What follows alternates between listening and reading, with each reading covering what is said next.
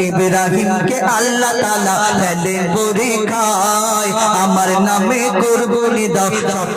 স্বপ্নেতে দেখায় সকাল বেলায় গো সকাল বেলায় ছুরি চালায় ওটের গলায় সকাল বেলায় ছুরি চালায় ওটের গলায় এই কুরবানিতে আল্লাহ তাআলা খুশি নাহি হয় খুশি নাহি হয় আল্লাহ যখন এই স্বপ্নে দেখালেন তিনি উট কুরবানি করলেন আল্লাহ খুশি না হওয়াতে আবার স্বপ্নেতে দেখালেন তোমার প্রিয় বস্তুকে কুরবানি করো তারপরে যখন ঘটনা বুঝতে পারলেন তারপরে কি ঘটনা হয় কবি ছন্দের মাধ্যমে অতি মূল্যবান কথা লিখছে দেখুন স্বপ্নে আবার বল খোদা বুঝতে পারোনি স্বপ্নে আবার বল খোদা বুঝতে পারোনি তোমার প্রাণের চেয়েও প্রিয় জিনিস করো কুরবানি তোমার প্রাণের চেয়েও প্রিয় জিনিস করো কুরবানি খোদার ইশারা বুঝে নিল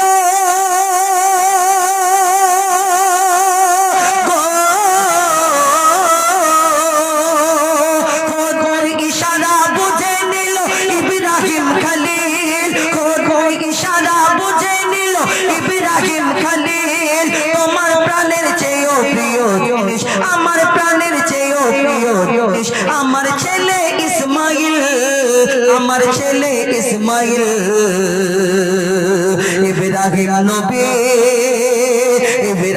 নবী গভীর চিন্তায় পড়ে যায় কি করে কুরবানি দেব বসে খাটায় বসে খাটায় যখন এই কথা আল্লাহর তরফ থেকে এই যখন হুকুম আল্লাহর হাবিব খলিল এই দুনিয়াতে ইব্রাহিম খলিলুল্লাহ বলা হয় আল্লাহ এই দুনিয়াতে আল্লাহর প্যারা নবী ইব্রাহিম খলিলুল্লাহ আল্লাহ তাকে অনেক ভালোবাসতেন কেন ভালোবাসতেন এই দুনিয়াতে ইব্রাহিম নবীকে যখন স্বপ্নেতে দেখালেন আল্লাহ বোঝাতে চাইলেন শোনো শোনো আমার খলিল এই উট কুরবানি করে এই সব কুরবানি করলে হবে না তোমার প্রিয় বস্তু অর্থাৎ তার ছেলে ইসমাইল আলাইহিস সালামকে তাকে কুরবানি করার জন্য আল্লাহ যখন ইশারা দিল হুকুম দিল তিনি মা হাজেরার কাছে যায় এই দুনিয়াতে যদি কোনো বাপ যদি তার স্ত্রীর কাছে এসে বলে হ্যাঁ গো তোমার এই ছেলেটাকে রেডি করে দাও না এটাকে খুন করতে নিয়ে যাবো এরকম লাগবে ভালো লাগবে একটা সন্তানকে যদি তার মায়ের কাছ থেকে নিয়ে চলে যাওয়া হয় এরকম করা হবে জবাই করা হবে তাহলে কোনো মা তার সন্তানকে প্রাণ ভরে তুলে দিতে পারবে না কবি সেই সম্পর্কে আরো কি লিখছে দেখো ইব্রাহিম নবী ছুটে গেল মা হাজেরার কাছে ইব্রাহিম নবী ছুটে গেল মা হাজেরার কাছে বলে ইসমাইলকে সাজিয়ে দাও খোদার দাওয়াত আছে বলে ইসমাইলকে সাজিয়ে দাও খোদার দাওয়াত আছে পথে যেতে যেতে বাবা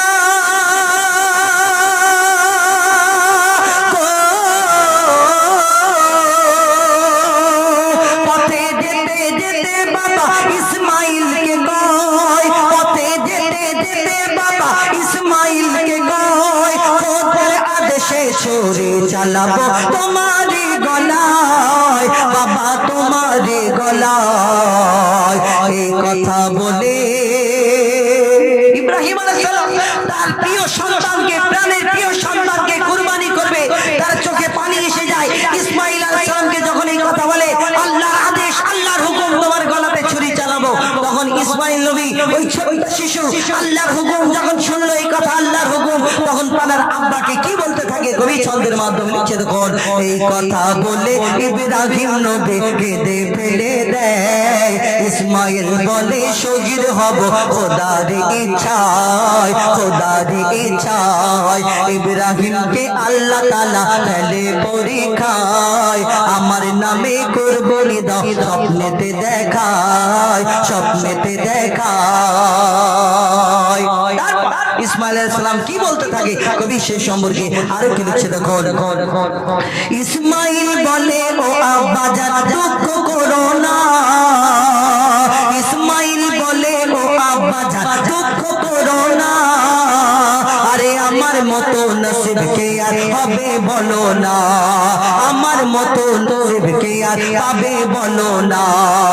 আর ইসমাইল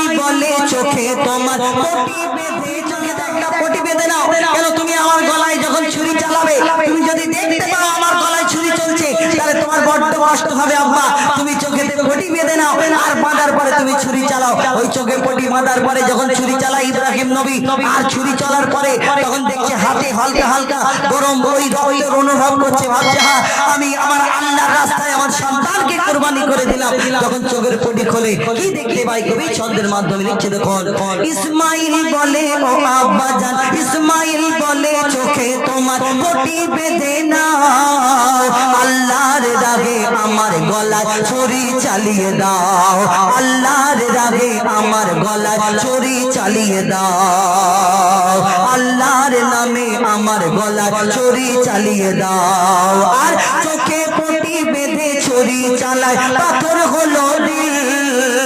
চোখে পটি বেঁধে ছুরি চালায় পাথর হলো দিল, ভাবে আল্লাহর রাগে কুরবানি হয়েছে ইসমাইল, আল্লাহর রাগে কুরবানি হয়েছে ইসমাইল। চোখের পটি খুলে দেখে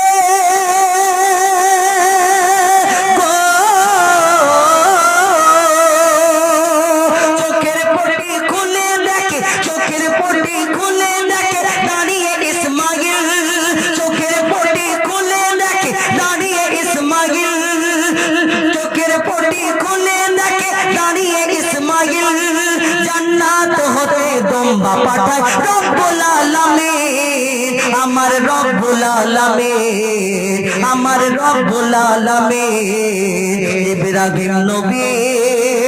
ইব্রাহিম নবী পাশ করেছে খোদার পরীক্ষায়, ইসমাইলকে সরিয়ে শেখা তোমরা রাখা হয়, তোমরা রাখা হয়। ইব্রাহিমকে আল্লাহ তাআলা ফেলে পরীক্ষায়, আমার নামে কুরবানি দাও, স্বপ্নেতে দেখায়, স্বপ্নেতে দেখায়। ইব্রাহিম নবী যখন আল্লাহর রাহে ছেলেকে কুরবানি করতে গেল, আল্লাহ খুশি হলো, তার পরীক্ষায় পাশ করলো, আল্লাহ জান্নাত থেকে একটা দম্বা পাঠায়, ইসমাইল নবী উঠে দাঁড়িয়ে আছে পাশে। এই দুনিয়াতে এই ঘটনা আমরা সকলে জানি, কিন্তু আমরা সেই ইব্রাহিম নবীর সুন্নাত এই কুরবানি আমরা জানি। এই দুনিয়াতে এই কুরবানি যে আমরা করি, অনেক সময় চিন্তা ভাবনা করি না এই দুনিয়াতে কিরকম কুরবানি করি। কেউ কেউ নিয়ত যেরকম হবে আল্লাহ তেমন তাকে সেই রূপ পছন্দ করবে। আমরা দেখবেন এক একটা এলাকায় যদি দুটো বড় লোক থাকে বা রেসারেসি হয়, বলে ও মুসলিম চাচা কটা গরু দিয়েছে গো, বলে মুসলিম চাচা 3টা গরু দিয়েছে, হ্যাঁ ও 3টে দিয়েছে আমি 4টা দেবো, 2 লাখ টাকা দিয়েছে আমি 3 লাখ টাকা দেবো। তুমি আল্লাহকে খুশি করানোর জন্য দেখাও, আল্লাহকে খুশি করানোর জন্য কুরবানি দাও। ওই তোমার 2 লাখের জায়গায় 2000 টাকা হোক না কেন, আল্লাহ যদি কবুল করে তাহলে ওই 2000 টাকার অনেক দাম। আর আল্লাহ যদি পছন্দ না করে তোমাদের 2 লাখ টাকা কিচ্ছু না এই দুনিয়াতে। মুসলিম চাচাকে দেখে তুমি মাল বাড়াচ্ছ, শুধু 2 লাখের জায়গায় 3 লাখ, 3 লাখের জায়গায় 4 লাখ। মুসলিম চাচার সাথে তোমার সাথে কি? তুমি আল্লাহকে খুশি করানোর জন্য এই দুনিয়াতে কুরবানি করো। আবার অনেক মেয়ে মা বোনেরা কি করে, কুরবানির গোশ একটু কম হলে মুখটা একটুখানি বড় হয়, কষ্ট হয়, এই গোশ একটুখানি হলো কুরবানি করে, এই তুমি কুরবানি করেছো গোশ খাওয়ার জন্য, তাহলে গোশ কিনে খাও না। এই দুনিয়াতে কুরবানি করছো আবার গোশ বেশি নেবে হাঁড়িতে। তো কবি সেই সম্পর্কে ওই লোক দেখানো কুরবানিতে জাগবে না রে জোশ, কেটে যাচ্ছে, ওই লোক দেখানো কুরবানিতে জাগবে না রে জোশ, আর লক্ষ টাকার গরু কিনে হাঁড়ি বোঝাই গোশ। দেখো লক্ষ টাকার গরু কিনে হাঁড়ি বোঝাই গোশ। আর রেশারেশি কুরবানিতে করো না গো ভুল, তুমি রেশারেশি কুরবানিতে করো না গো ভুল,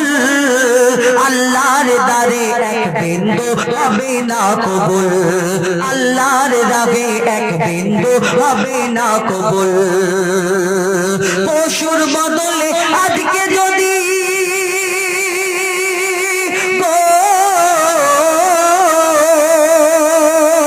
পশুর বদলে আজকে যদি ছেলে কুরবানি হতো,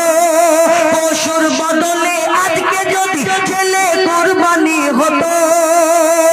কুরবানির চাঁদ উঠলে সবাই মাতম মানাতো, সবাই মাতম মানাতো। মহিদুল ইসলাম, মইদুল ইসলাম খোদার কাছে শুকরিয়া জানায়, মইদুল ইসলাম খোদার কাছে শুকরিয়া জানায়। কুরবানি এমন করো যাতে আল্লাহ খুশি হয়, আল্লাহ খুশি হয়। ইব্রাহিমকে আল্লাহ তাআলা ফেলেন পরীক্ষায়, আমার নামে কুরবানি দাও স্বপ্নেতে দেখায়, স্বপ্নেতে দেখায়। সকাল বেলায় সকাল বেলায় ছুরি চালায় উটের গলায়, সকাল বেলায় ছুরি চালায় উটের গলায়। এই কুরবানিতে আল্লাহ তাআলা খুশি নাহি হয়, খুশি নাহি হয়।